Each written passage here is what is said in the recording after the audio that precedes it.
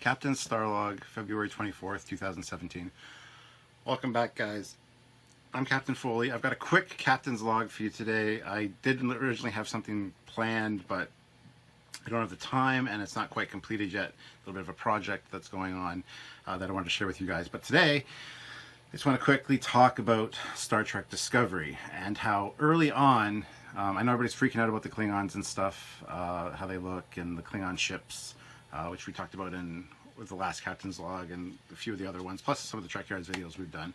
So you got this weird Klingon look, weird Klingon ships, but initially, what we had heard very early on was that Discovery was supposed to be an anthology series. So a collection of stories, which hopefully all tie in together into one massive narrative.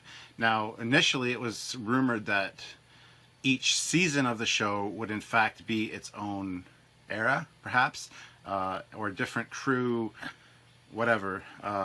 Although it doesn't make sense with the name Discovery. You think it would focus on the Discovery crew. But it could just be that the Discovery ship is the main focus of the whole adventure. So if this is true, that it is an anthology series, there's ways to explain all this stuff, especially the Klingons. Could you imagine if a Federation ship or the Discovery itself went out, ran into some Klingons, ran into the sarcophagus ship going, what is that? Scan it. Never seen this before. And then all of a sudden, Klingons show up on the view screen, and they're like, those aren't the Klingons we know. And what if the Klingon race has been altered somehow, timeline-wise, whatever, and the whole premise of the story is to explain why. Perhaps there was some temporal tampering that went on, maybe tying into the temporal Cold War, something like that, to kind of overarch not only all the series, but all of the iterations of Star Trek. It'd be cool to tie in the temporal Cold War from Enterprise, and know for a fact that the Klingons are supposed to be a certain way, supposed to look the way that they do in TOS and TNG. You know, the augment virus exists. The Federation's aware of all this, but the ship shows up, and all the Klingons that we know and are familiar with are gone. Is it theoretically possible that the whole premise of Discovery is to find out what happened, and either try to fix it or have a perfectly plausible explanation for why the Klingons are totally different than what we know? Could it be that only they were affected in this timeline? Could it be that we've talked about, these are Klingons from the very, very distant future coming back? Could tie in a little bit with this other wireframe ship that we saw in the teaser, which a lot of people are rumoring to be the Shinzao. Could it be that that is also a ship from the future that becomes involved in this whole situation with the Discovery and its crew? There's so many explanations once you put in that anthology aspect to it, that each season could be its own era and story arc, and they all tie into one mass narrative. I think that'd be a fantastic way to rectify the problems that we've seen so far. A lot of people are saying, well, change is change and change is good, and I agree with that. I really do. So as long as we've said all along, if the storytelling is good, I have no problem with things looking different. I don't want it to be a reboot, but if it is, please tell us right off the hop. But I think to tie in kind of a reboot aspect with the Prime timeline, and have like the Federation officers being like, those are not Klingons, going to their databanks, and even their databanks have been changed, their memories haven't, or perhaps their databanks still reflect the Klingon ship design, Klingon look, and the whole mystery is to solve why that happened. I think that would make for a fantastic story arc, and I think that would work, personally. What do you guys think about the anthology idea? Is it something that you would want to see? I think, like I said, this was mentioned very early on as rumors, and it kind of faded away and kind of got forgotten about. And we didn't actually touch on it when we talked about the Klingons prior. So just spitballing here and just thinking out loud, I think that would solve a lot of the issues, and make it make a good story arc and plot for a new Star Trek series. I think that'd be beautiful, actually. And then it could work out that at the end the Klingons get restored or whatever. Maybe we just keep these Klingons because it's the new look that they want to go for. As long as they kind of explain away what happened, I have no problems with it. I just wanted to get your thoughts on that. Like I said, it's going to be a very quick Captain's Log. I just don't have the time this week to really put one together, but I still wanted to make something for you guys. The project that I have coming up that I want to talk to you about, I think you guys are really going to enjoy, and I really want to put a lot of attention and detail into it, so I really want to do it properly and do it justice. So I didn't want to kind of break it down into parts. I want to cover it all in one episode. So I apologize that this Captain's Log is shorter, but it could be good. It could get more views because it's shorter. I know I tend to ramble, and usually about 25 to 30 minutes or more for a Captain's Log, and not a lot of people want to sit through all that. So something else I want to talk about. Just recently I saw an interview with William Shatner. Okay, I love Kirk to pieces. He's an awesome captain. He's one of my favorite characters. If not, he is my favorite character. I just might as well say it. But just saw a recent interview with him, and they were talking about his favorite episode, which he said throughout the years has always been The City on the Edge of Forever. And it is a fantastic episode. As I've said, it's not specifically Star Trek, in my opinion. It's a great Star Trek episode, don't get me wrong, but it's also just good sci-fi. It could be any ship, any universe, any crew, and it could make a fantastic novel, a great story, great movie, whatever. So it works that way. I don't have a problem with that being his favorite episode. It's a lot of people's favorite episode. It's not mine personally, because, like I said, it doesn't necessarily speak Star Trek. But great piece of storytelling. But I love the man. I don't love the actor. Shatner, as we know, has been kind of a dick over the years on occasion. And how many years? He's been doing this for 50 years. So how many times has he said City on the Edge of Forever during conventions or whatever? And I get it. He doesn't like Star Trek. He doesn't watch the episodes involving him or anything back. He doesn't like watching his acting. He doesn't have a love for Star Trek like we do. To him, it was just a job. You know, it was reflected in their Saturday Night Live skit where he said, "Just get a life. It's just a TV show, whatever." I get it. I really do. But he said to the interviewer, it's that episode, the city on the edge of the river. And I don't know if he's going senile, if he just honestly didn't remember, or if it was kind of a sarcastic stab at just making fun of Star Trek. But the city on the edge of the river, really, Shatner, that irked me to no end.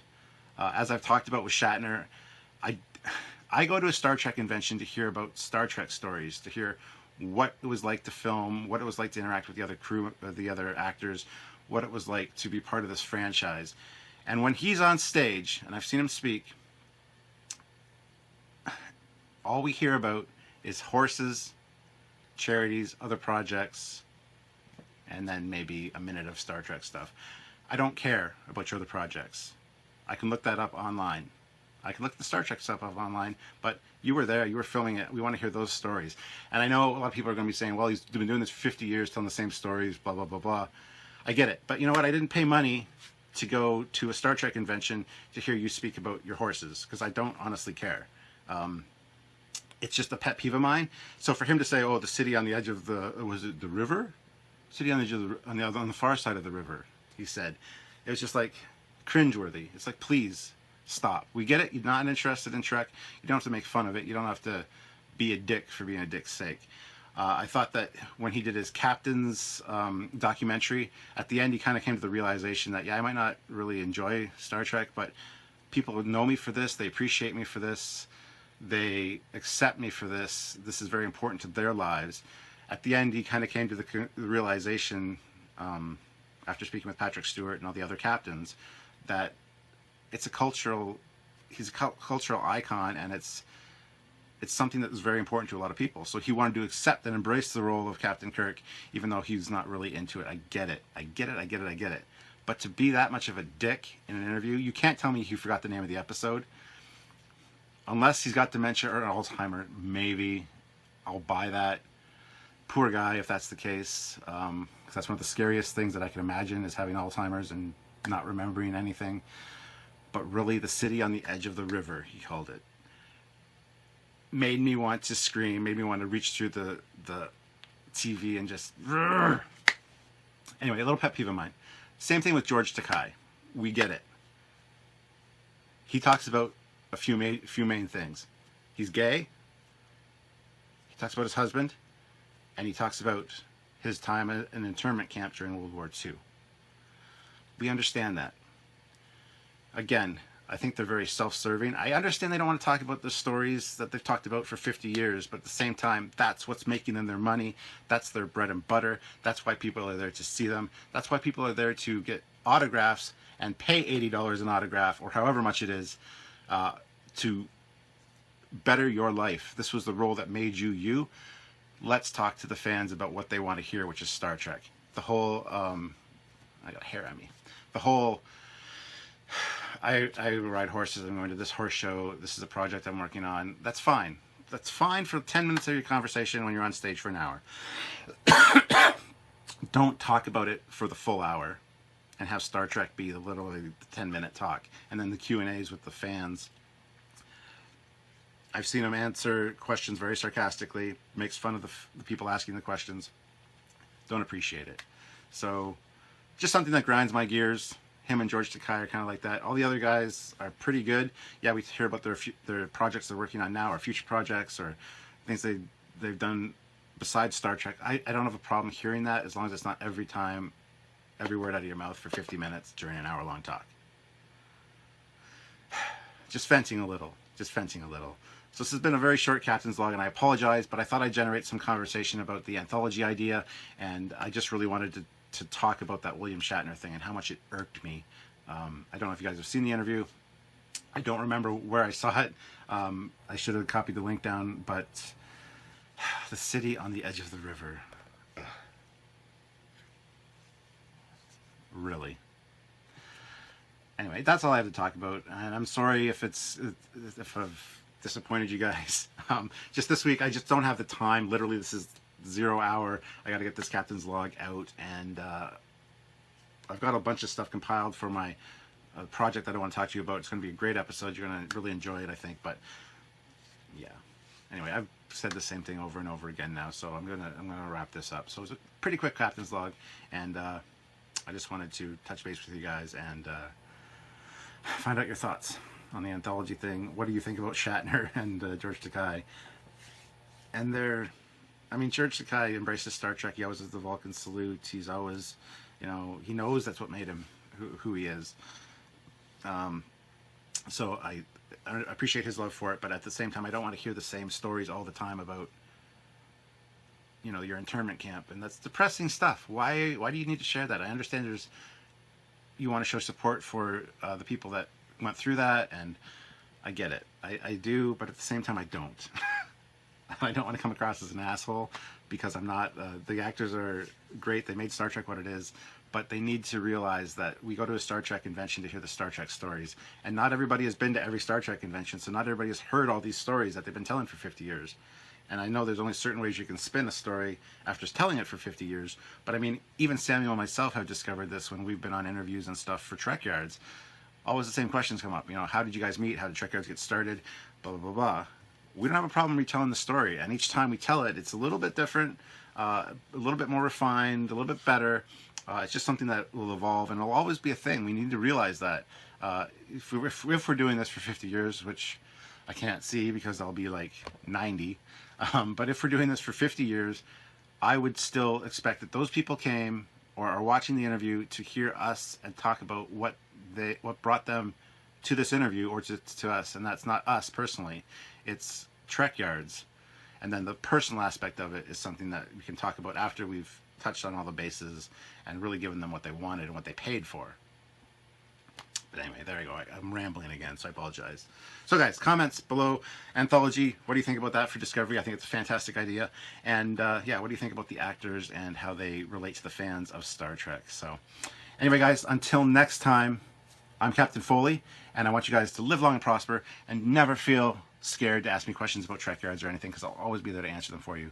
as well as personal questions. So put your questions down below, and if I get time, I will definitely address them. I'll either message you back, comment on them, or I will address it in a future Captain's Log. So I appreciate all your viewership and all you guys. You make Trekyards what it is, and you guys are the most important thing to us here at Trekyards. So until next time, guys, live long and prosper, and I will see you later. This is Captain Foley signing off. Bye-bye.